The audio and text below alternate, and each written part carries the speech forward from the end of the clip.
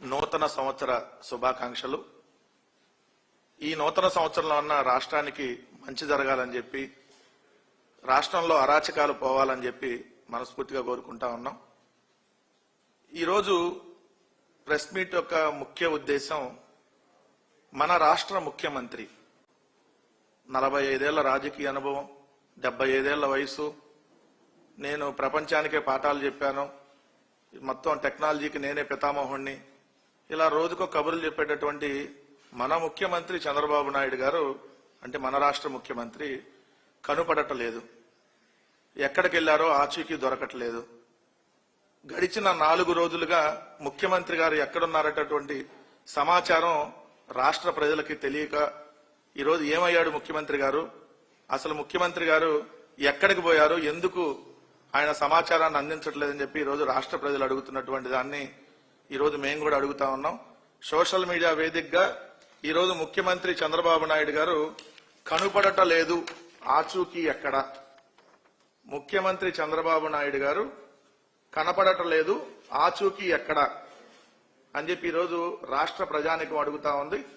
దానికి సమాధానం ఖచ్చితంగా ఈ ప్రభుత్వం చెప్పాలి.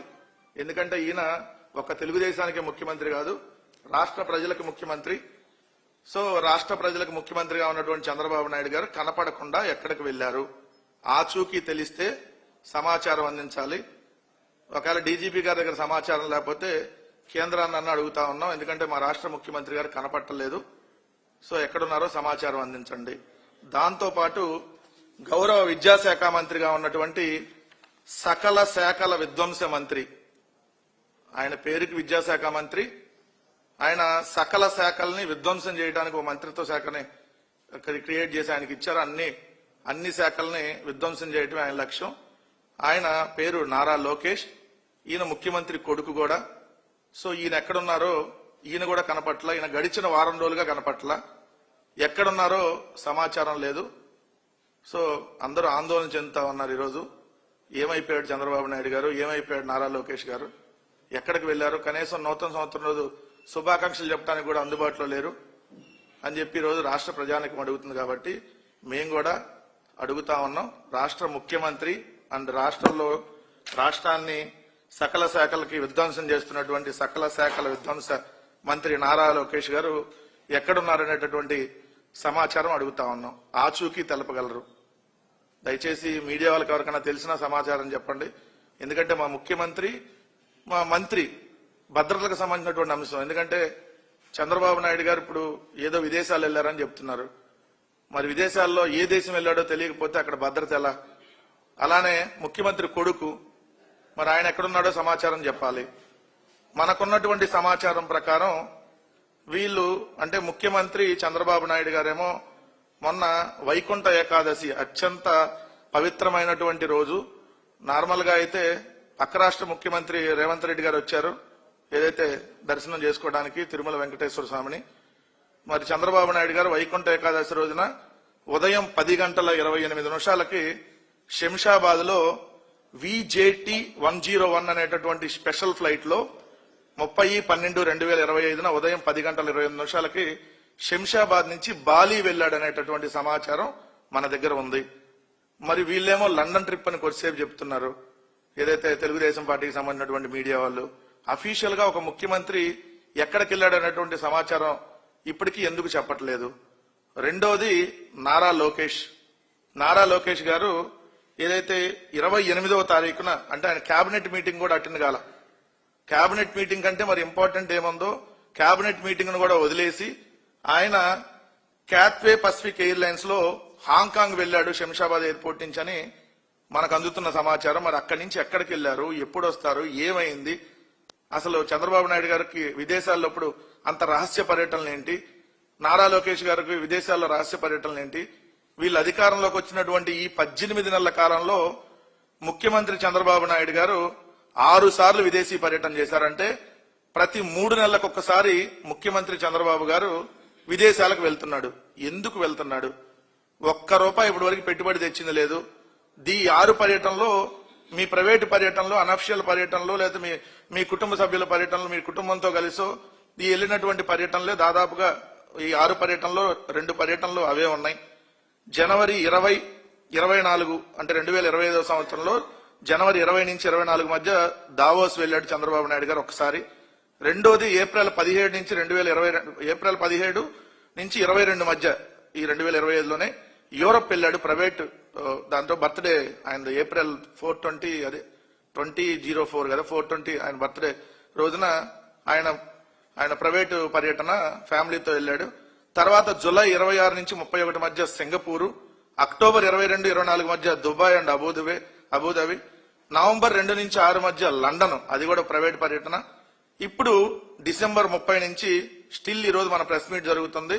2025లో డిసెంబర్ లో మిస్ అయ్యాడు చంద్రబాబు నాయుడు గారు. 2026 కూడా వచ్చింది, ఇంకా ఆయన ఆచూకీ దొరకట్లేదు. సో 6 సార్లు ఇప్పటికి, అంటే ప్రతి 3 నెలలకు ఒకసారి విదేశీ పర్యటన. ముఖ్యమంత్రి కొడుకు సకల శాఖల విధ్వంస మంత్రి అయినటువంటి నారా లోకేష్ గారు ఇప్పటికి 9 సార్లు విదేశీ పర్యటనలు చేశాడు ఈ 18 నెలల కాలంలో. అంటే 2 నెలలకు ఒకసారి విదేశీ పర్యటన లోకేష్, 3 నెలలకు ఒకసారి చంద్రబాబు నాయుడు గారు విదేశీ పర్యటన. లోకేష్ చూస్తే 2024 అధికారంలోకి రాగానే జూలై 30 నుంచి ఆగస్టు 5 మధ్య యూరప్ పర్యటన, పర్సనల్ ఫ్యామిలీ వెకేషన్ అని చెప్పారు. 2024 అక్టోబర్ 25 నుంచి నవంబర్ 1 వీక్ వరకు యునైటెడ్ స్టేట్స్. దాని తర్వాత 2025 జనవరి 20 నుంచి 24 మధ్య దావోస్ స్విట్జర్లాండ్. 2025 ఫిబ్రవరి 23 దుబాయ్, ఏది క్రికెట్ మ్యాచ్, దానికి సంబంధించి మీరు చూసుంటారు కదా ఫోటోలు. ఇప్పుడు ఆ క్రికెట్ మ్యాచ్ అయితే ఆయన గెలిపించారని చెప్పలేదులే కానీ ఇంకో క్రికెట్ మ్యాచ్ అయితే ఆయన గెలిపించారని చెప్పారు, మహిళల ప్రపంచ కప్ది. 2025 జూలై 26 నుంచి 31 మధ్య సింగపూరు, 2025 సెప్టెంబర్ 16 లండన్, 2025 అక్టోబర్ 19 నుంచి 25 మధ్య ఆస్ట్రేలియాలో సిడ్నీ, మెల్బోర్న్ అన్ని తిరిగి వచ్చాడు. 2025 డిసెంబర్ 6 నుంచి 10 దాకా ఏదైతే United states, Dallas, San Francisco, అలానే కెనడా. 2025 ఇప్పుడు మొన్న 2025 డిసెంబర్ 28 నుంచి ఇప్పుడు 2026 జనవరి స్టిల్ డేట్ వరకు ఆయన ఎక్కడున్నాడో సమాచారం లేదు. ఇది 9వ పర్యటన.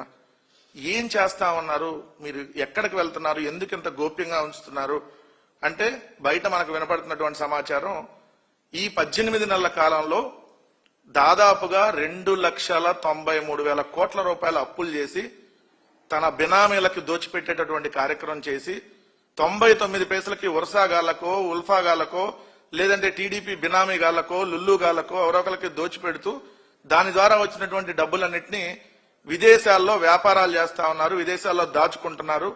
ఆ దాచుకోవడానికే ఈ రహస్య పర్యటనలు. ఇక్కడ ఆంధ్రప్రదేశ్ రాష్ట్రంలో ప్రజల సంపదని దోచుకొని విదేశాల్లో దాచుకోవడానికి అబ్బా కొడుకులు, అంటే తండ్రి కొడుకులు, ముఖ్యమంత్రి అండ్ మంత్రి, ముఖ్యమంత్రి కొడుకు, వీళ్ళు వెళ్తున్నారనేది బయట మనకు వినపడుతున్న సమాచారం. ఖచ్చితంగా దానికోసం వాళ్ళు వెళ్లారు. అందుకని ఇది రహస్య పర్యటన. చెప్పా పెట్టకుండా ముందేమో లండన్ అంటారు, వెళ్ళేదేమో బాలి. తండ్రి బాలి, కొడుకు హాంకాంగ్, మళ్ళీ మధ్యలో తండ్రి కొడుకులు ఎక్కడ కలిసి ఏం సంతకాలు పెట్టడానికి, ఏ వ్యాపారాలకు సంబంధించి వెళ్లారనేది ఖచ్చితంగా సమాచారం ప్రజలకి తెలియజేయాల్సిన అవసరం ఖచ్చితంగా ఉంది.